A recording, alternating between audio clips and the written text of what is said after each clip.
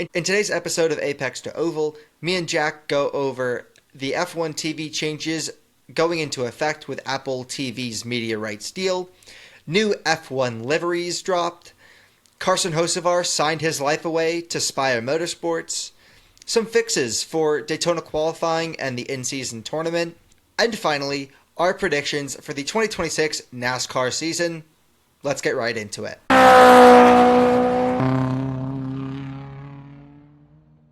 Hello and welcome.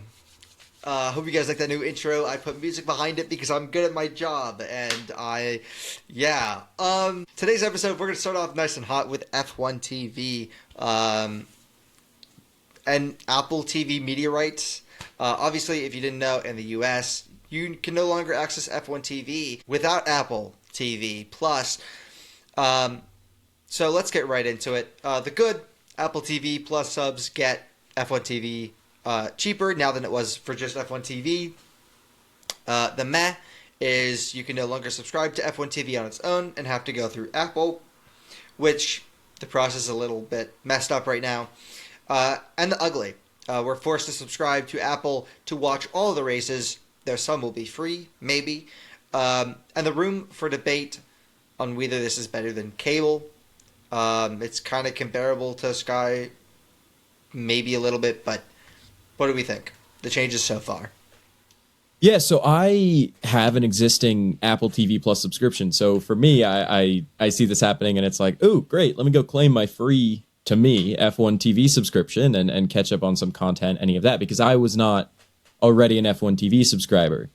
You, on the other hand, you subscribed to F1 TV and did not have an Apple TV subscription, right? My dad did.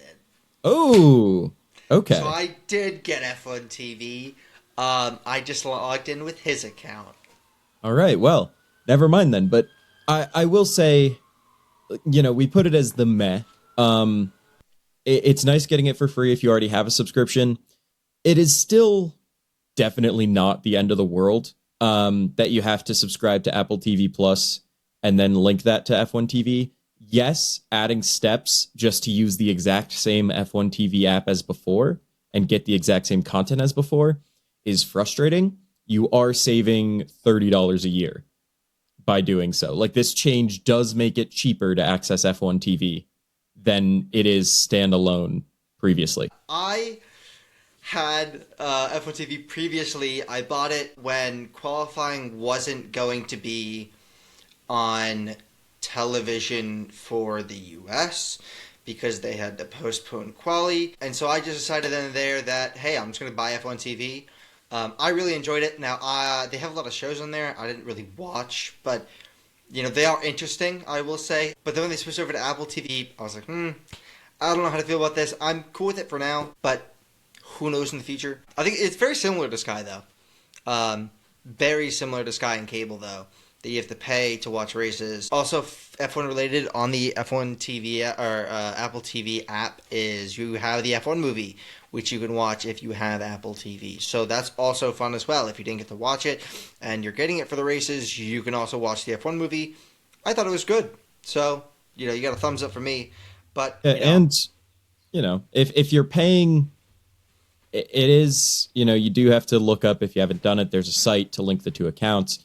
But at the end of the day, it's cheaper than it was already, and you get to watch the F1 movie, Ted Lasso, Severance, and Pluribus, and there really isn't much else worth watching on Apple TV, but that's cool. I don't know. It's, for the time being, until the price skyrockets or whatever else, it's not a bad change. Yeah, and the price is better than what F1 TV previously was, but if you're watching a bunch of different series and you're buying a bunch of cable or Hulu TV or Apple TV to watch these sports and races, it kind of gets a little hectic.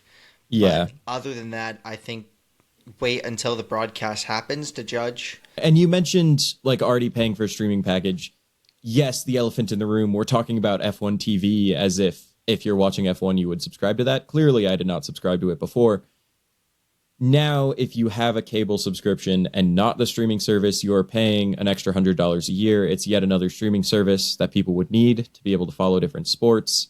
You already need, let's say for NASCAR, you need Prime Video.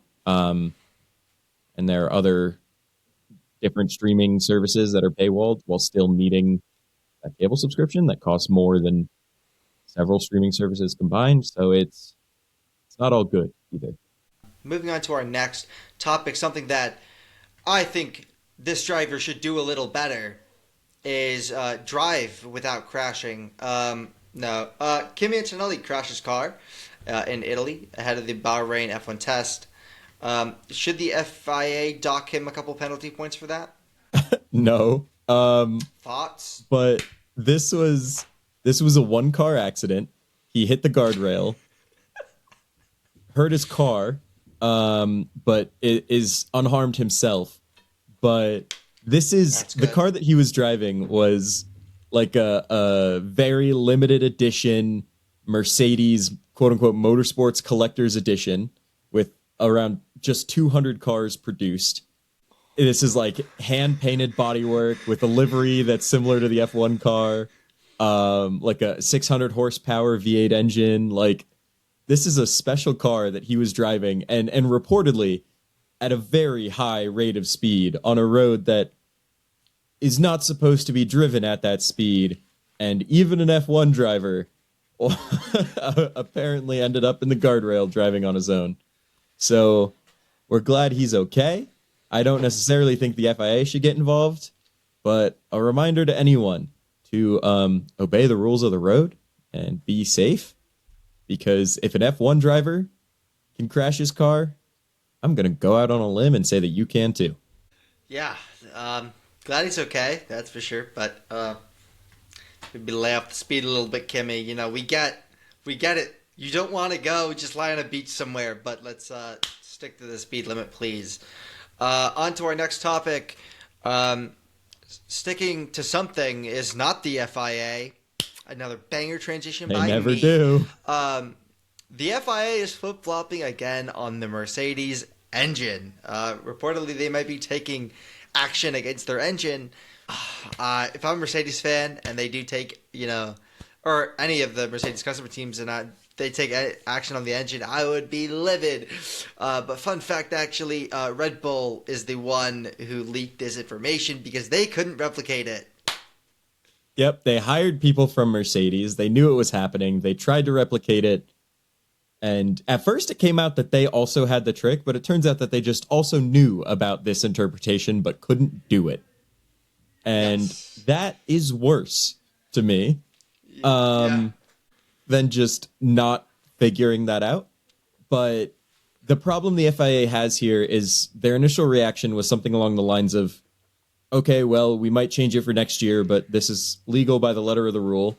And then the other teams all, like the other engine manufacturers, all were like, we don't like this because they have an advantage that we could not replicate. Whether it was rule interpretation or, in Red Bull's case, ineptitude, we could not replicate. And the FIA is almost forced to flip-flop now in the sense of like, well, we want them to race on track and not just have off-season lawsuits like has happened a lot in motorsports lately. So maybe we do have to do something about it. And now it seems headed to an inevitable controversial decision that they actually do make instead of a controversial non-decision. F1 livery reveals. Some more livery reveals were announced. More specifically, the one that I really like is the Cadillac livery. Yeah, that Super Bowl ad, huh? Super Bowl ad, and did something in Times Square too. Fun fact. They did something in Times Square. I saw a lot of creators fiending over it. Fiending.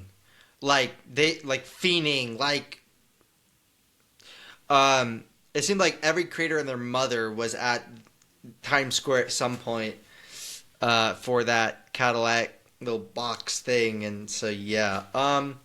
What is your favorite livery so far for F1? Now that all of them are revealed. Yeah, I don't know, because most of them just annoy me in different ways, as is kind of expected from just needing all of the ad space. This is going to be a really hot take from what I've seen online, but I really just like the Williams one. It it is blue, so it like pops color wise, and it actually commits to at least mostly being blue. Even though it's not anything special, it's just clean. I think it won a fan vote. It's just blue with like lighter blue on the sides.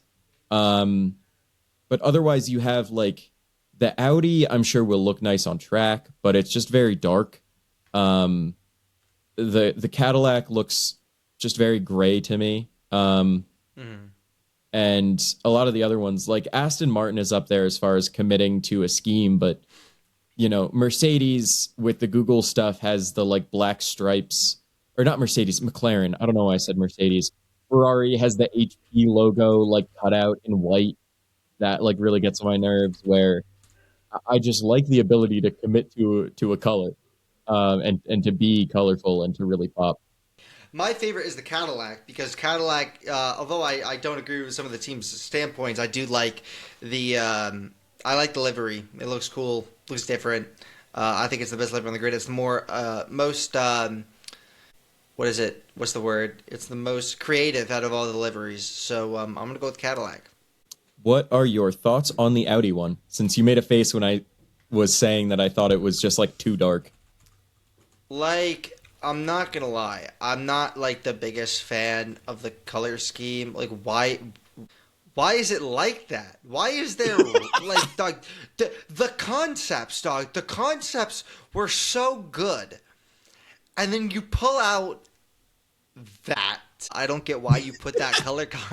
Am I wrong? Why are you putting that color combo? Do you know what Audi colors are? It's not that. It's not that. Why is it like that? Do you know how many good concept liveries there were that fans have made for Audi F1, and they chose that? Out of my damn mind, dude. I'm genuinely serious. You could take a car and put poop brown paint over it, and that is a better livery than that. It really looks like they made like a fake livery for a test in the way that, you know, like the Cadillac on track looked and stuff. Yes. And just kept it. Bro, go look up Audi F1 concept livery, and you'll find so many good, like, what the hell, man? What the hell? Speaking of who knows at this point, Carson Hocevar may never get out of Spire Motorsports. We may never know. Yeah, so me and Jack were talking about this pre-show, and Carson Hocevar is extended with his contract with Spire Motorsports into the 2030s. We don't know how far. It's very vague, but Carson Hocevar has tweeted out saying he is into the next decade. So at least 4 seasons he's going to be with Spire Motorsports, if not longer. I'm just going to read a tweet from him, verbatim. During contract negotiations, I think I asked if it could read, quote, "If I had a pulse, I would be driving a Spire race car," end quote. But into the next decade sounds good too. I am here for a long, long time in the sport I loved as a kid. Thank you to everyone that has stuck by me. And to go along with that, Spire is an ascending team. This is a team that had race-winning, playoff caliber speed for Carson Hocevar's car, even if he had horrible luck all season long, like genuinely luck that cannot be reproduced. And I do expect him to win races and to make the playoffs moving forward. But this is a team that has seen a lot of investment lately and is an ascending team. It's not like he's got a seat at Hendrick forever, but this is not a backmarker, right? This is moving forward. This is something that should be seen on that kind of track house, maybe 2311, maybe a step below 2311, like level of team, as far as what he is looking at signing on to long term. And I think if you're Carson Hocevar, you know, maybe you try to shoot for the 48 car at Hendrick, but you take the security that this gives you. And this lets him run for Spire in the trucks, which he likes doing. You know, he likes going to multiple series. He's got a setup that works for him when he has such an abrasive personality and has, by his own admission, no friends in the Cup Series. I think this is a deal that he wanted and that works really well for him. Because with that, on him racing another series, he is the only driver that will be in all 3 races at Daytona this weekend. The only driver. And that is possible because of his Spire affiliation, because he can run the number 77 in truck as well. And then he can use those ties to get a ride in the O'Reilly series. I have a question. We all know what Hendricks has done to Trackhouse in recent years. If Carson is at Spire for the long term and he starts doing better or pushing gears from the Hendricks guys, are they going to do the same thing to him like they did to Trackhouse? That's funny. Because listen, to me, Chastain, Hocevar, they're basically the same personality on track.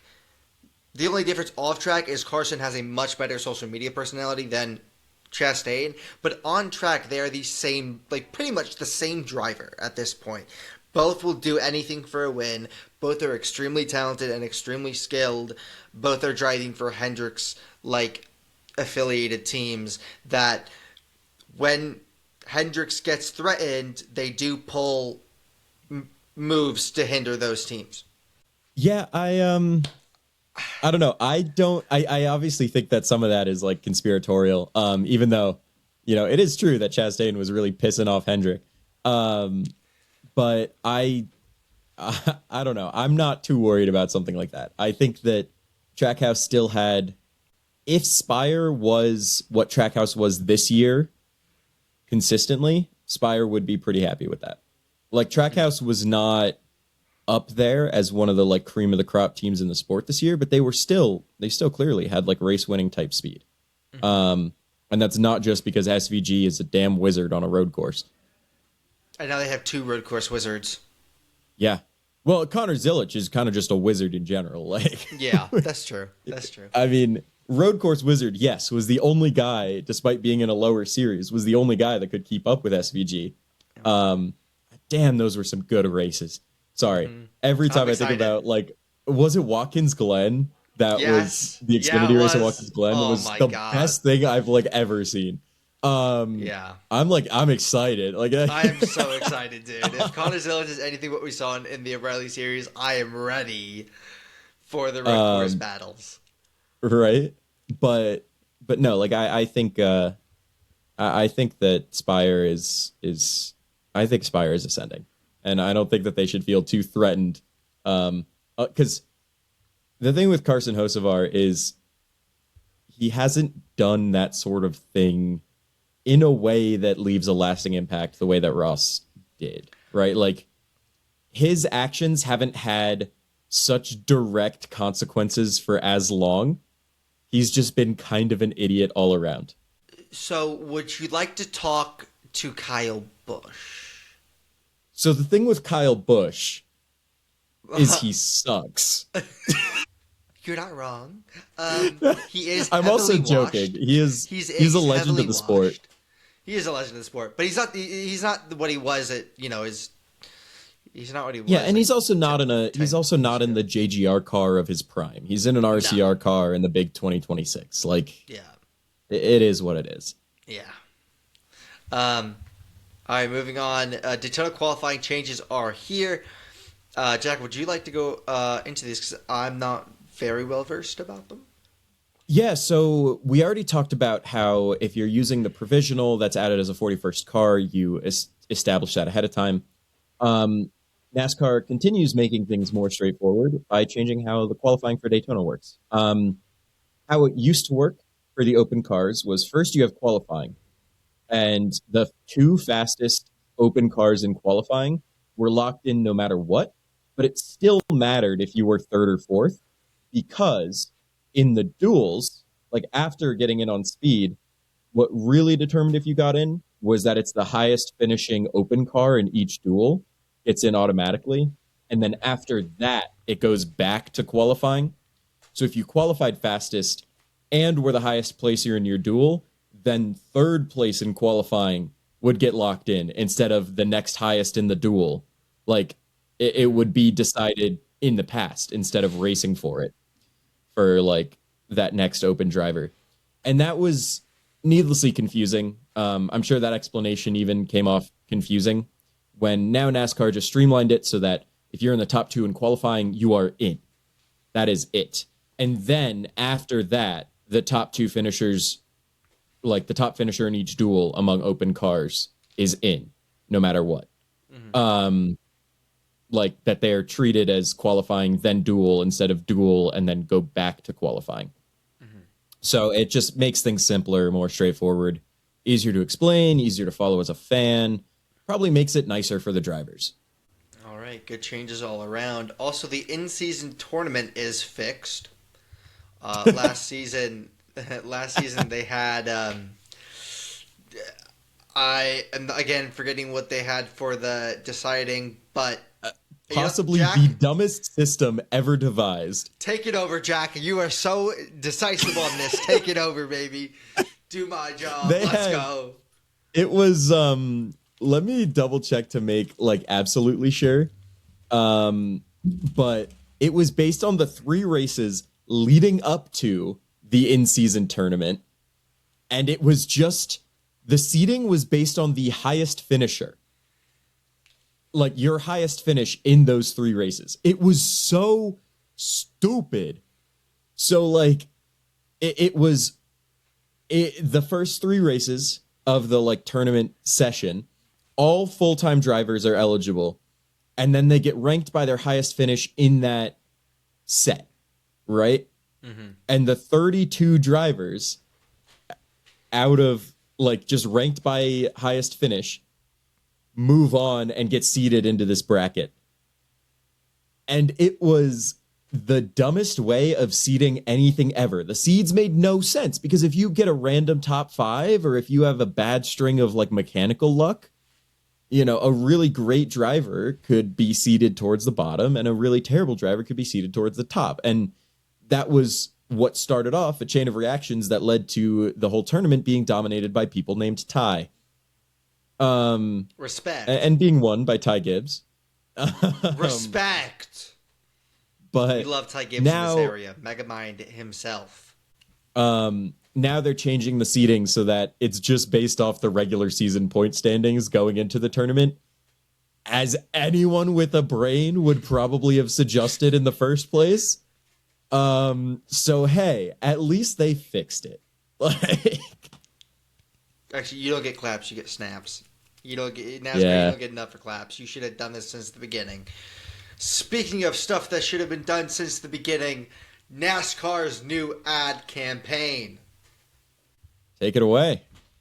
They had a new ad come out. It's on Jeff Gluck's Twitter for some reason. I don't know why it's on Jeff Gluck's Twitter. Well, he reposted it. Like, he quoted it. He quoted a tweet from NASCAR. But it's a pretty sick ad. If you haven't watched it, go watch it. It's sick. You got Bubba Wallace. You got Marshawn Lynch. You got Cletus.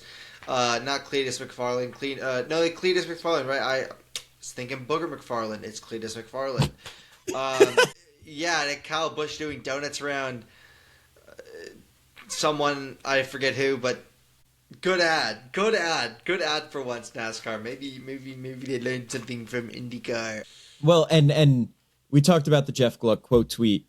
His tweet was about that NASCAR had been looking for an image for the sport, right? A way to brand themselves consistently, and seems to have found it with this ad. And I do agree. I mean, it's both neutral in an environment where pretty much everything is politicized, right? And at least neutral in that I think both sides would interpret it as not unfavorable.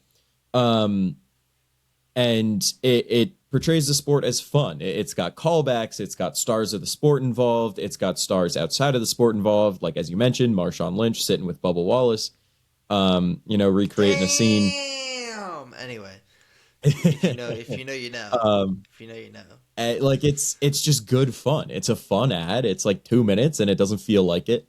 And I think it does a good job in trying to sum up the image difference that it's trying to cultivate between it and something like F1, right? That if you want the most perfect, the most like posh and correct and respectful racing series, go to open wheel. If you want something that's rough around the edges, that's fun, that's accessible going to a track, although, you know, obviously lower open wheel series like a Redacted is a lot more accessible than a NASCAR Cup series. But if you want that sort of access, that sort of environment, that sort of rowdiness, that's something that you get in a NASCAR and not in an F1.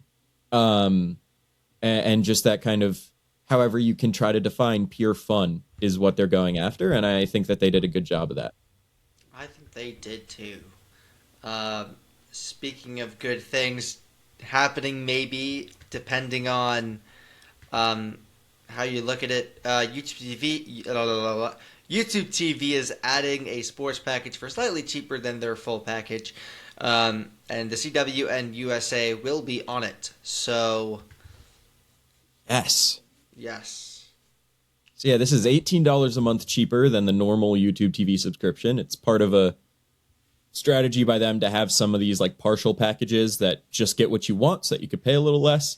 And the sports one is huge because a lot of people that have cable these days just have it for sports. Because if you're watching like TV shows, you can get those on streaming for the most part.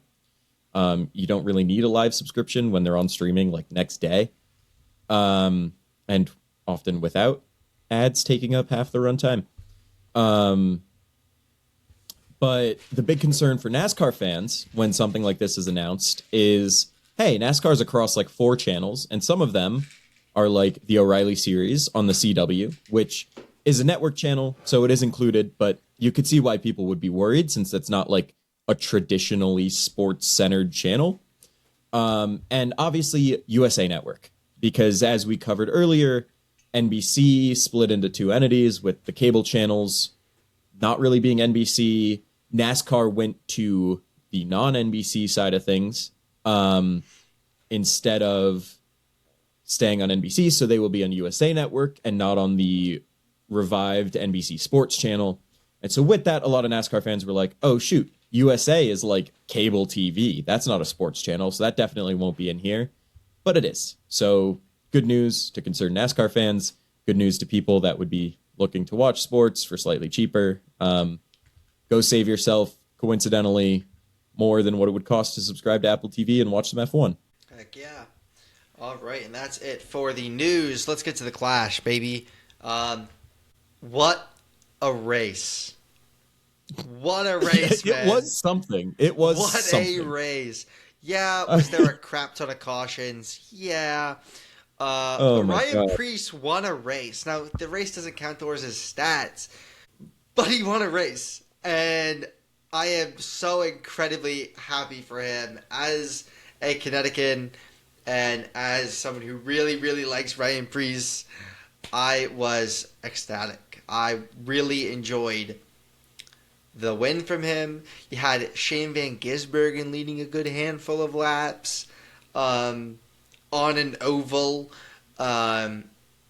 Overall, just pure chaos. I mean, I didn't watch it I watched, the highlights afterward. Thank God you did. I was at work when it started, and then by the time I got out of work, I ended up not being able to watch it. So it ended. It is what it is. But Jack watched it, so what are your thoughts? All right. So to get the good out of the way first, as you said, Preece won. Incredibly happy for him. This is a guy that's earned his spot in the series through and through. Comes from this sort of track. Like this is where he's most comfortable, I think, in NASCAR as a modifieds guy, as a guy who grew up racing in Connecticut with the chaotic, short ovals that exist up in the Northeast. Stafford. Yeah, and he was really good all night. Now, with that said, this was a great lesson as to why you count caution laps, because they ran about as many laps under caution as they did in the actual race. This was a 200-lap race that lasted several hours, and they ran nearly 200 laps under the red flag, which is what they threw whenever there would have been a caution. And it was kind of lame. They had to go refuel during the race because some teams didn't fill their cars full of fuel, looking at some of the Chevy teams there. And it was generally kind of a really frustrating product. The first 100 laps, the first half of the race, Really great racing product. Genuinely wonderful time. The next 100 laps took about a year to complete. It was sleeting. The cars were trying to figure out how to run in the wet and cold, and it was one of the hardest watches of my life for that second half of the race. It was actually brutal. But it came out with Priest being a deserving winner, and I could not be happier for the guy. Anyway, let's go to our Daytona 500 predictions. I have Bubba Wallace. He's great on super speedways. What can I say? And I think he finally gets it done. Wins the 500. I don't think there was any thought in my head other than Bubba Wallace.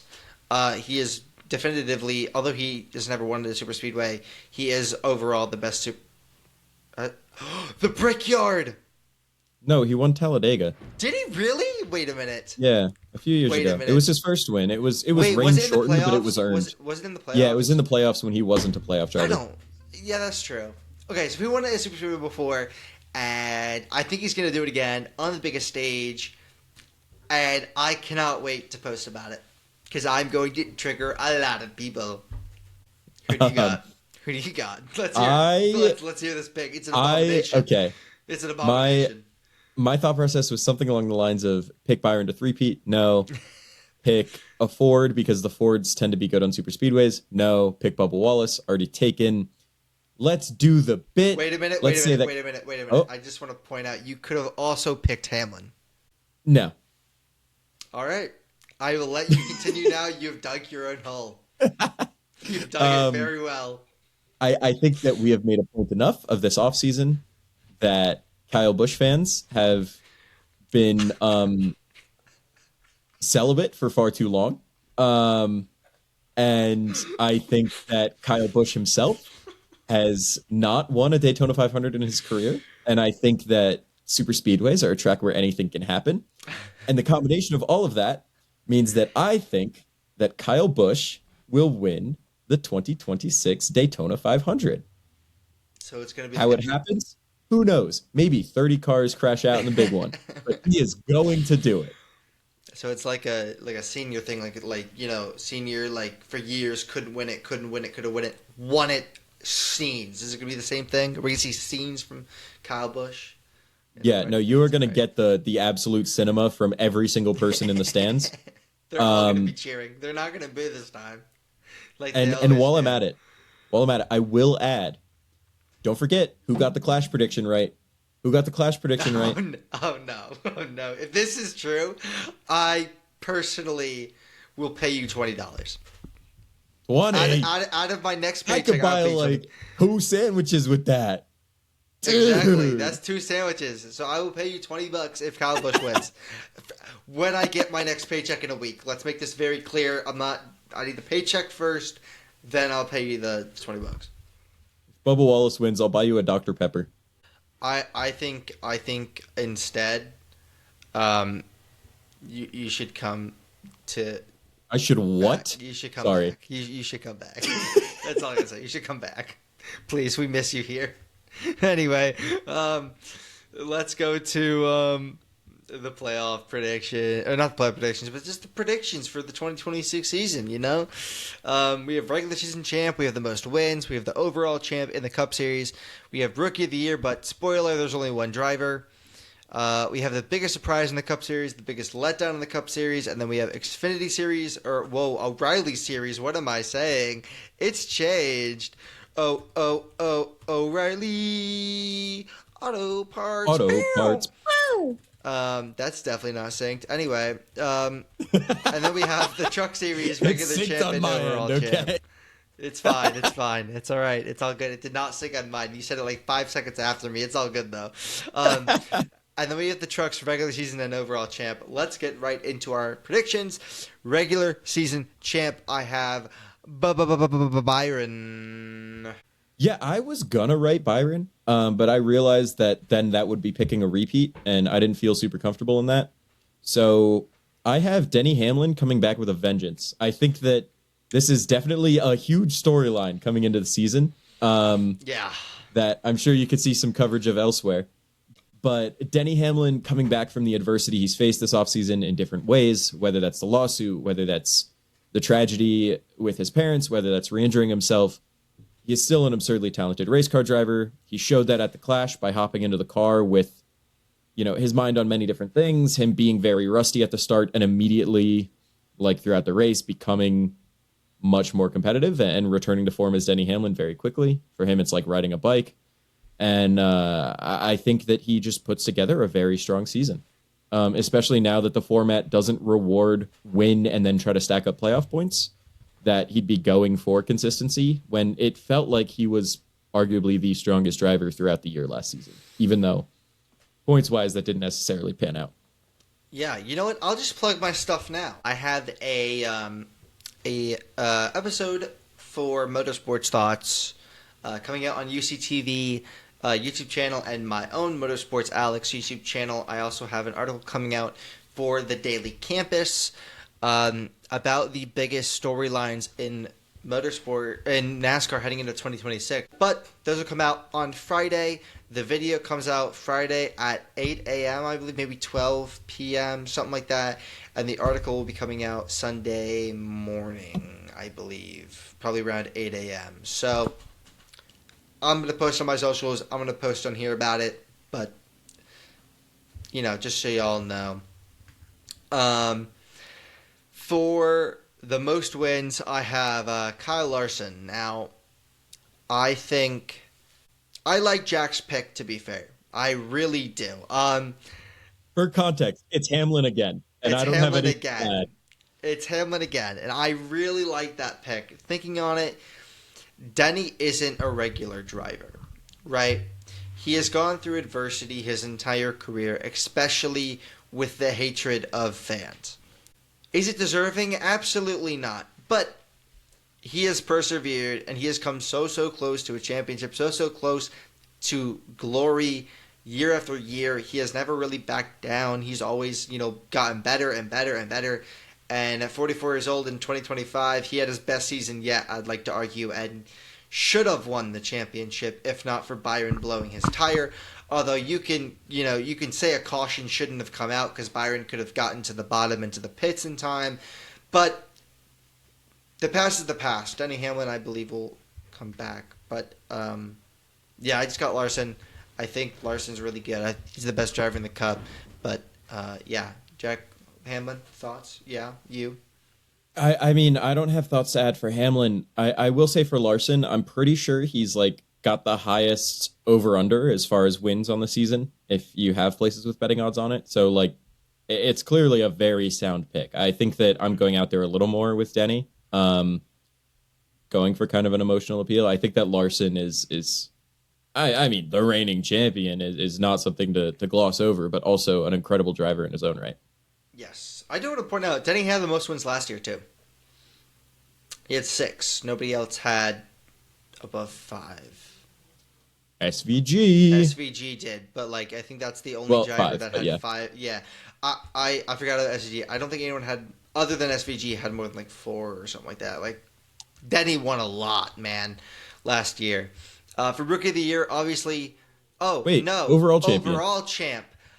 This is why I regret putting in the video that is being uploaded on Friday that I don't think Denny Hamlin could do it. I have Denny Hamlin as my champion. I have sinned and I shall repent. And Denny will win the chip. I will speak it into existence until it happens. I swear to God. The video was just a jinx. That's all. Yeah. It's because every time I say something will happen, it doesn't happen, or you know what I mean. So I'm just making sure it. Yeah. You did say all year last year it was Denny's year, and it was very close to happening. Yeah. I am saying right now, this year, it is Denny's year. I am an Arsenal fan and a 49er fan. We have been saying this since the 2000s and the 90s. It's Denny's year, baby. Now, I picked Hamlin as the regular season champion, as the driver with the most wins.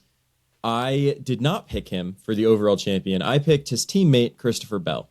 Now, Christopher Bell has been a very strong driver for the last few years in his own right. I think notably, I've been picking him to do well in the playoffs. And as we've talked about, he has consistently done well in the playoffs. He's, I think, overachieved relative to some people's image of him. I think that he demands more respect than he actually gets in the NASCAR Cup Series. But what he has been is very consistent when push comes to shove.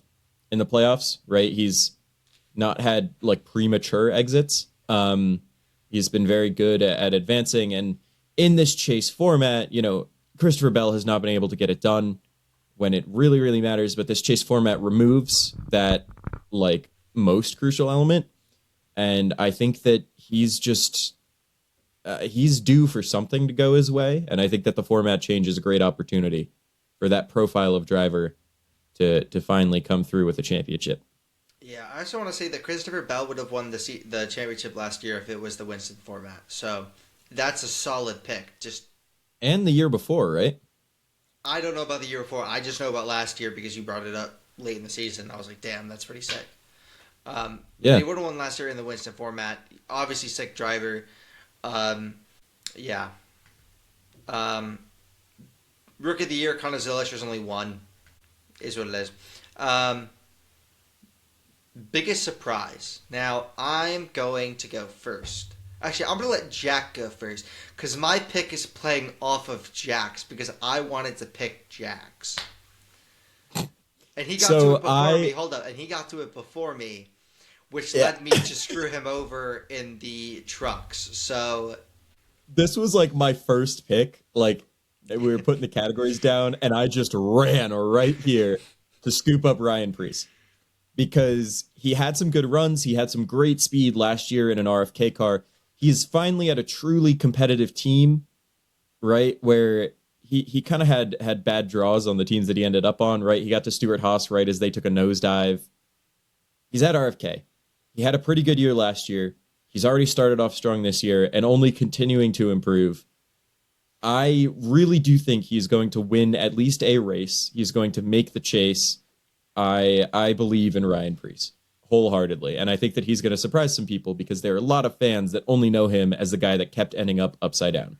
I was also going to pick Preece for this, as I said before. I do think he will also win a race or two. My prediction personally is 2 race wins, but I am very much loving my Connecticut brethren. My pick is also a Connecticut driver. It is the even year god himself, Joey Logano. After a bad year last year, yeah, he finished 7th. It was a bad year, all right? Only 1 win, did terrible other than that, but still made it to 7th place, barely scraping by in the first 2 rounds of the playoffs. And I'm going to be honest, if it's not Hamlin winning the chip, I think it's going to be Logano. I think that even year Logano is too much for the rest of the field. I'm going to make a video and put it up right now. Joey Logano, Connecticut native Joey Logano, is 2 times better in even years than he is in odd years, and I'm here to back that up right now. If you take Joey Logano's average final standings finish from the 9 odd years he's been full-time driving, it is 11.9. And if you take his average final standings finish in the 8 even years he's raced in since his debut, it's 5.6. That means Joey Logano is literally 2 times better than he is in even years than he is in odd years. And here are some more fun stats. Since 2014, which was the original playoff elimination format, his lowest finish in even years since 2014 has been 4th. So he's made the final 4 each even year since 2014. Odd years, his lowest finish is 17th since 2014, and his highest finish in odd years since 2014 is 5th, meaning every even year the playoffs were a thing, he made the final 4. Every odd year, he missed the final 4. Those are some crazy stats. I cannot wait to see what Joey Logano does this year, especially since it's an even year again. That is why I believe Joey will do really well.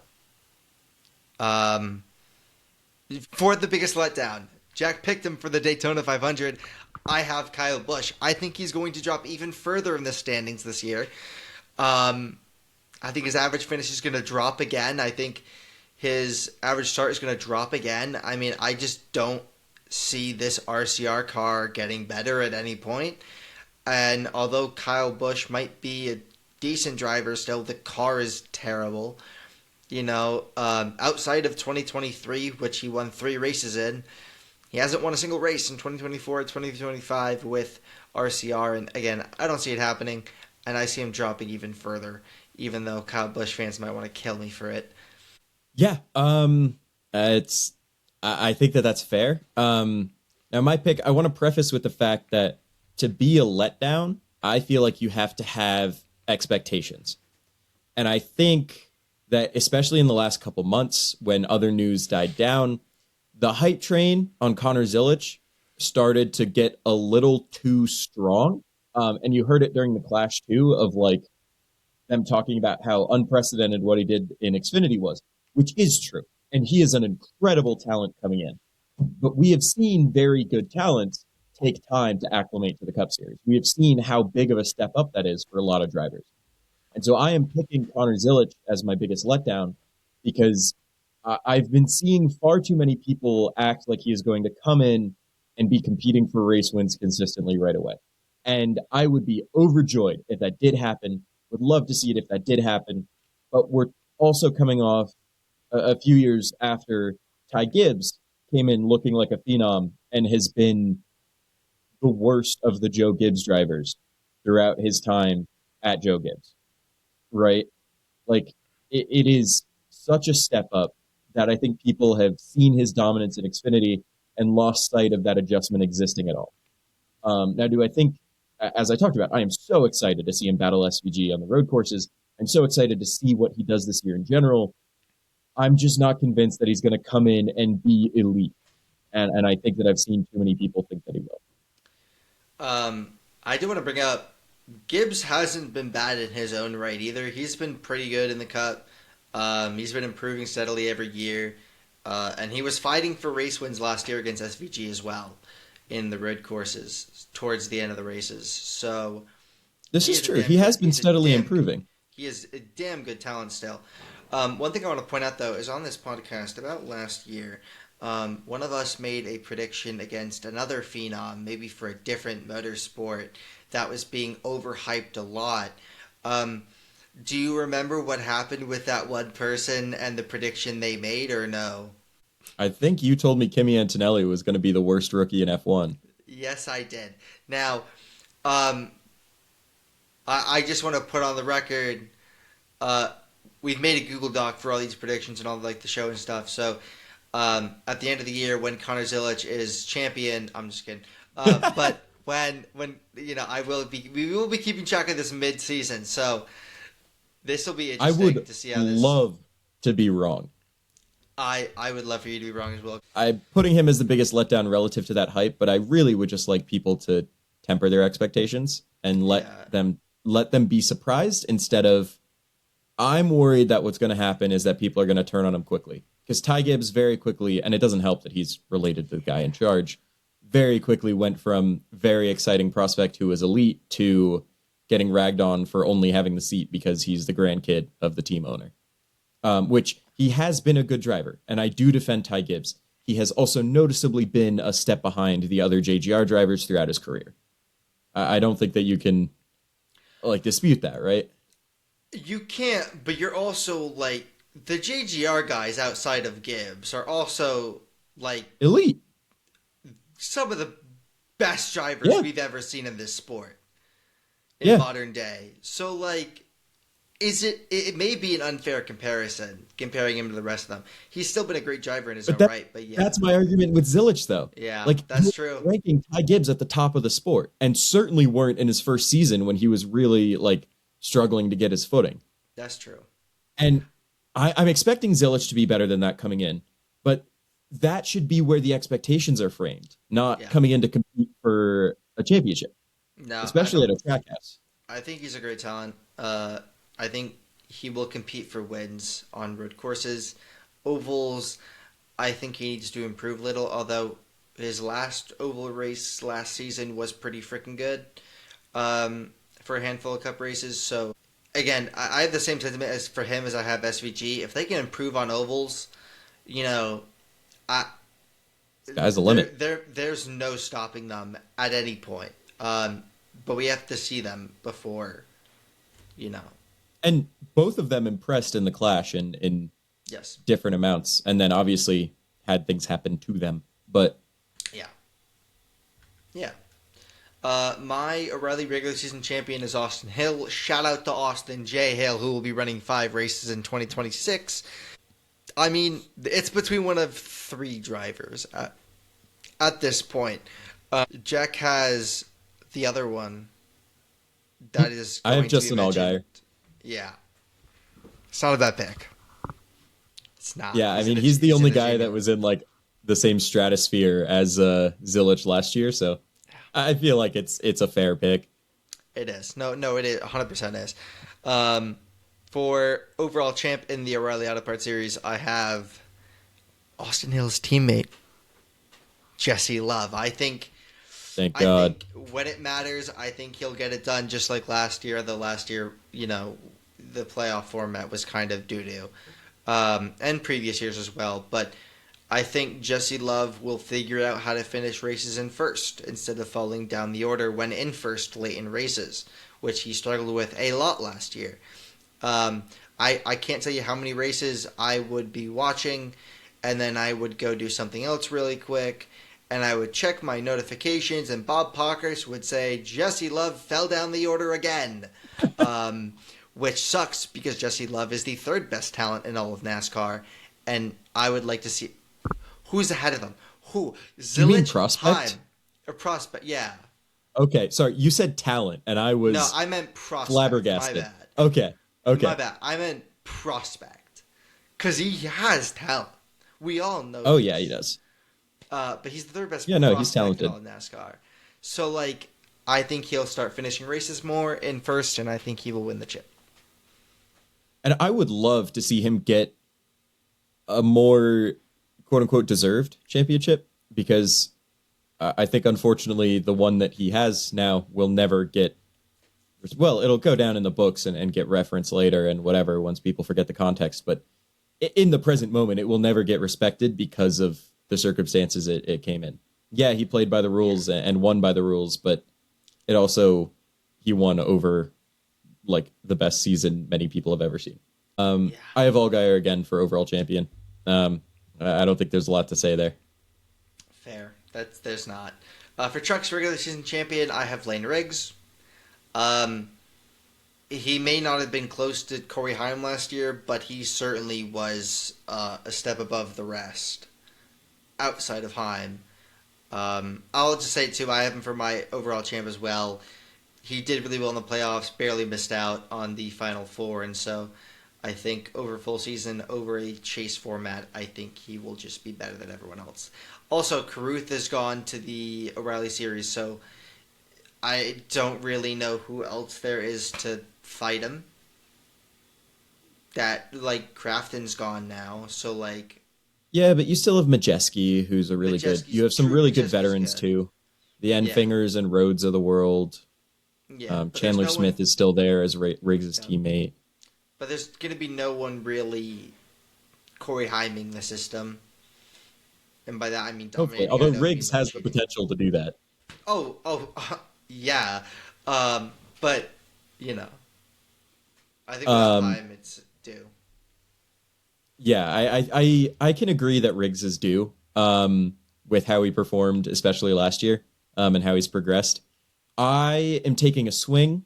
I'm taking a driver for Ram. I'm taking Brendan Butterbean Queen. I think that he is arguably the most hyped and most promising driver as part of that Colleague Ram team in the trucks. And he's gotten experience in like the National NASCAR Series on top of performing quite well lower than that. And this is a Ram team that is investing heavily into competing this year. They're obviously starting the year with the owner exemptions and stuff like that, where, who knows what they actually come in looking like, and NASCAR is prepared for all situations. But I'm putting my chips on Ram being good, on Butterbean being good, and the best of that Ram bunch, and that leading to both a regular season and overall championship for Butterbean Queen. And that is it for today's podcast, this episode. So make sure to tune in to my stuff that I'm posting about the Daytona 500 and the 2026 season. Thank you for watching. Have an amazing day. Peace.